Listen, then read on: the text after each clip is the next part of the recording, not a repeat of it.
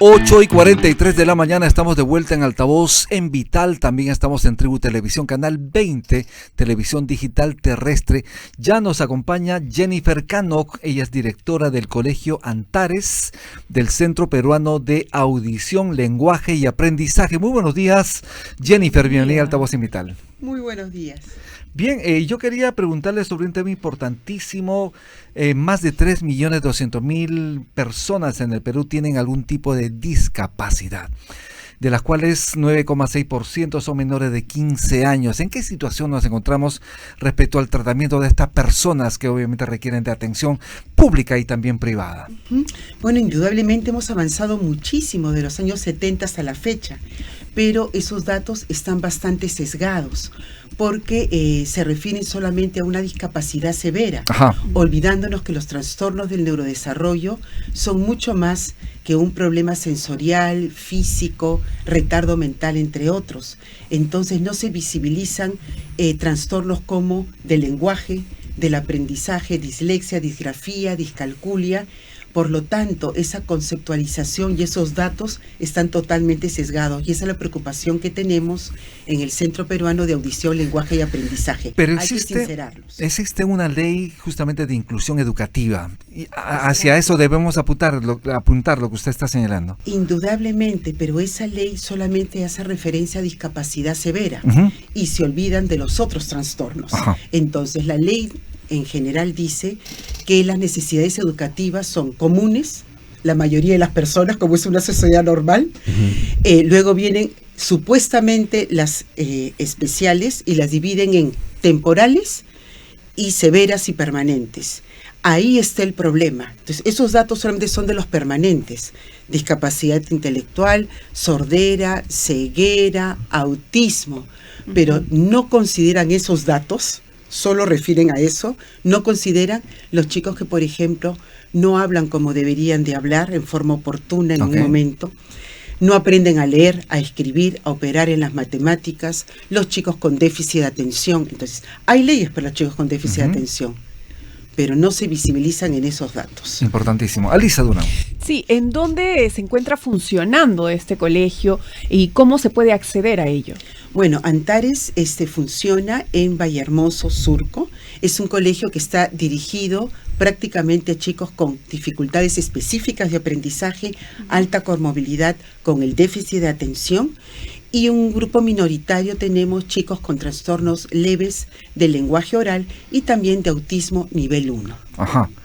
Es importante la inversión no solo pública, también privada. ¿Qué tanto el Estado está aportando para poder de alguna manera acompañar a estas personas que tienen estas habilidades diferentes? Justamente, como el dinero solamente está focalizado en la discapacidad severa, en muchos colegios del Estado no se están acompañando a estos muchachos que desde los 3 años ya se pueden detectar con trastornos del lenguaje oral y trastornos del lenguaje escrito en forma formal a partir de la primaria. Entonces, cuando nosotros por CEPAL vamos a las diferentes provincias y hacemos una serie de investigaciones y proyectos, estos niños no son ayudados, no se visibilizan.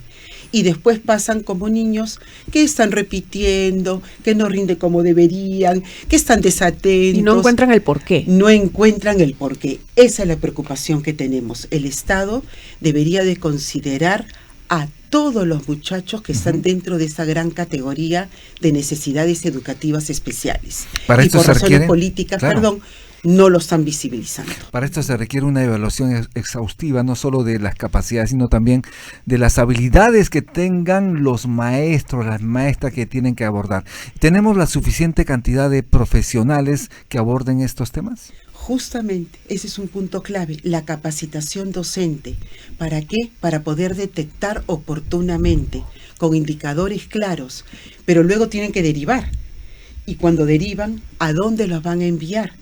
Los hospitales, hay instituciones de salud y también de educativas para poder atender a todos estos niños que van a ser derivados.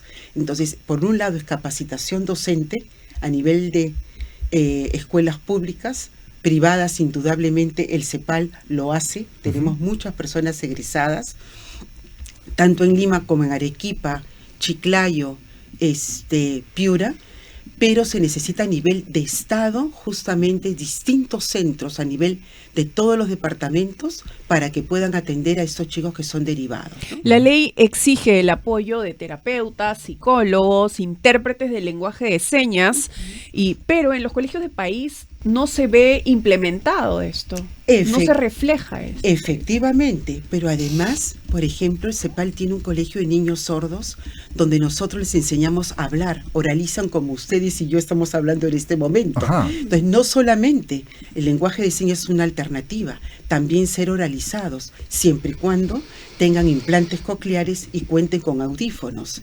Y tienen entonces una proyección y una inclusión escolar mucho más ventajosa que otros muchachos, ¿no? Pero ¿qué hacer para posibilitar que más peruanos que están en esta condición sean atendidos? ¿Se debería incrementar el presupuesto público al respecto? ¿Cómo usted evalúa esta situación? Indudablemente, presupuesto público es importantísimo, pero por otro lado, también creo yo conceptualizar lo que significa verdaderamente la atención a la diversidad. Ajá. La atención a la diversidad va mucho más allá de atender a chicos dentro de esta categoría de discapacidad. Implica atender a todas las personas de acuerdo a sus características. Si no conceptualizamos bien, ello no va a poder visualizarse a nivel de presupuesto público. Y es que todas las personas tienen habilidades diferentes. Todos hemos crecido en diferentes condiciones, por lo tanto, obviamente no se puede hablar de una homogeneidad. Efectivamente, y la atención a la diversidad es eso. Al que le gusta el arte. Al que le gusta, por ejemplo, las ciencias.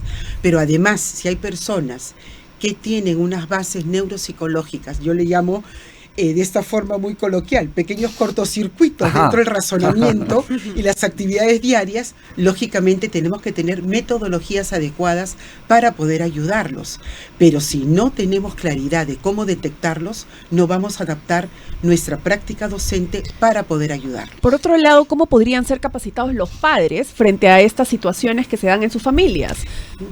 Efectivamente, no se puede trabajar sin los padres, porque si los padres tienen conceptos equivocados sobre cómo se están desenvolviendo sus hijos, ellos no van a poder ayudarlos desde la casa. Entonces, maestros bien capacitados pueden generar espacios también para tener espacios de reflexión con los padres de familias y juntos poder ayudar a todas estas poblaciones que no están visibilizadas, ¿no? Y en las regiones del país, estamos hablando de Lima, unos centros como el de Antares CEPAL, que son miembros de la Asociación de Especialistas de Audición, Lenguaje y Aprendizaje. Pero en el interior del país, ¿cómo se está reflejando en todo caso la atención, si es que existe? Hay lugares donde las personas, las familias pueden asistir con sus menores de edad, en edad, obviamente, como educandos, con la finalidad precisamente de tener este tipo de atención. Indudablemente está muy restringida Totalmente. Esa atención. Sí, indudablemente. Y hay diferencias grandes entre la costa, la sierra, la selva, entre los resultados en las urbes como en las zonas rurales. Entonces, hay mucho por hacer.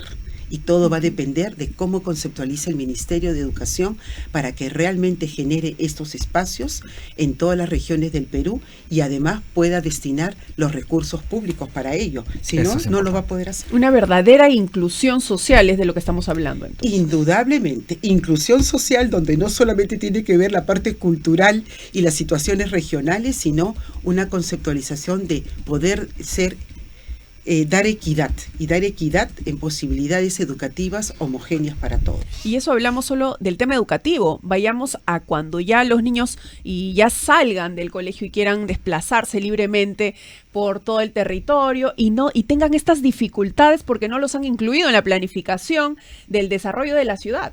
Efectivamente, y además de ello, no van a poder tener acceso a estudios superiores ni universitarios. Entonces estamos hablando de políticas que van mucho más allá. Entonces las políticas tienen que incluir salud, educación y otras más, ¿no? ¿Qué se debe reformar, en todo caso, mejorar en esta ley de inclusión educativa con la finalidad de que efectivamente pueda servir a muchas personas que lo requieren? Primero, clarificar que las necesidades educativas no son temporales, porque las causas son neurobiológicas. Ajá. Y neurobiológicas tiene que ver cómo funciona el cerebro. Primero, clarificar, todas son permanentes. Okay. Un chico disléxico no es temporalmente disléxico. toda su vida va a tener dificultades para aprender a leer. El disgráfico, lo mismo, el disortográfico, lo mismo, el discalcúlico, igual, el de TDAH, lo mismo, el sordo, el ciego, el con discapacidad intelectual. Entonces, todos son permanentes porque el cerebro funciona de una forma particular. Va a depender el apoyo, la ayuda que van a dar los maestros, los terapeutas a nivel especializado para poder darles un futuro mucho mejor a nivel educativo y que puedan acceder a las funciones básicas de lectura, escritura y matemática. Yo creo que es el punto central. Y además de todos estos desafíos que hemos venido hablando y de la falta de decisión y voluntad política, también estamos hablando de estas actitudes de estereotipos que todavía se ven reflejados en la comunidad, en las personas, y además de la falta de tecnología y conectividad que podría ayudar al desarrollo de estas personas. Indudablemente necesitamos también inversión para la parte tecnológica, para poder ayudar a muchos de estos muchachos, pero también necesitamos nosotros justamente mucha difusión para que todas las personas realmente sean incluidas, sean respetadas como ellas son. No estamos hablando de un muchacho disléxico, disgráfico, discalcúlico o con trastorno de lenguaje que tengan discapacidad intelectual, claro, pero se malentiende, se desconoce y no se les da las posibilidades. Y estos chicos tienen futuros bastante promisorios, ¿no? Yo quería preguntarle, ¿por qué, aunque suene a veces una verdad de perogrullo, por qué es necesario que exista un colegio aparte para niños con habilidades diferentes? Porque uno señala que la verdadera inclusión es que todos estén en el mismo colegio. Efectivamente, porque todo va a depender de cómo se maneje la terminología, cómo se conceptualiza. La parte teórica es fundamental para que la parte práctica pueda responder. Entonces, el Colegio Antares es un colegio regular. Antares no es un colegio especial, es un colegio de básica regular. Totalmente. Lo que ocurre es que todo el personal es altamente capacitado a nivel de doctorado, de maestrías o de diplomados, claro, efectivamente, para poder atender a la diversidad en toda su magnitud. Importante. Entonces, las estrategias para trabajar en grupos también es una educación particular de 18 muchachos, 15 muchachos o 16 en la primaria alta, y a través de microgrupos con personas altamente especializadas en todos los trastornos del neurodesarrollo. Claro. Yo misma soy profesora porque de básica. En ese caso fomenta los valores en los compañeros, quienes al final apoyan a su colega, a su compañero de clase, ¿no? Efectivamente, y se trabaja la diversidad no solamente para aprender más de los contenidos curriculares, sino de la convivencia escolar. Todos los autos, le llamo yo, autoestima, autoeficacia, autoconcepto, ¿no es cierto? Asertividad, claro, comprensión y respeto. Es decir, un profesor altamente capacitado puede atender a la diversidad, al niño con una necesidad educativa común, pero también especial. Pero no puedes trabajar con 40 chicos o 30 chicos distintos si no tienes toda la capacitación necesaria con las estrategias adecuadas para satisfacer equipos colaborativos, equipos cooperativos. Ahí nomás hay grandes diferencias teóricas, pero si el maestro no está bien capacitado y no conoce la teoría, no va a poder atender. ¿Y en las universidades públicas a quienes llevan la carrera de docencia les enseñan esto? Justamente, a través de nuestras maestrías que tenemos en CEPAL en convenio con la Católica, tenemos 2 maestrías. Y muchas de las investigaciones de las chicas son cómo están las mallas curriculares, claro, de las universidades estatales y particulares para atender a la diversidad. Entonces llevan cursos muy genéricos. Claro. No cursos especializados con técnicas especializadas. Que realmente pueda servirles. De hecho, les va a servir, porque esas técnicas sirven para la norma y más van a servir para estos chicos. Yo quiero preguntarle algo totalmente diferente a lo que hemos estado conversando, que tiene relación con la coyuntura. La presidenta Dina Boluarte ha lanzado la posibilidad de iniciar un debate sobre la pena de muerte para los violadores de menores. Usted como educadora, como especialista en estos temas, ¿cuál es su opinión? Es una pregunta tan difícil, porque indudablemente los niños son lo más valioso de una nación, sagrado, ¿no? ¿No es cierto? Lo más sagrado. Así es. Pero indudablemente creo que hay que analizar varios aspectos, ¿no? A nivel sociológico, a nivel antropológico, a nivel educativo, para tomar decisiones integrales. Creo que ninguna decisión sectorizada va a dar solución al gran problema. Aquí son situaciones coyunturales que tienen que ver desde valores y desde las concepciones también particulares de todo el grupo etario que tenemos. Somos un país pluri en todo sentido. Así es. Entonces tenemos que entender también las concepciones sobre el mundo de la gente, no solo de la costa, son decisiones de gente de la selva y de la sierra, ¿no? Así es. Complejas. Bien, no tenemos tiempo para más. Yo le agradezco muchísimo su presencia en Altavoz e invitar su despedida de las audiencias. Bueno, agradecerles esta oportunidad justamente para poder comentarle a todas las personas que tenemos que trabajar muy fuerte en poder ser sensibles para la atención a la diversidad.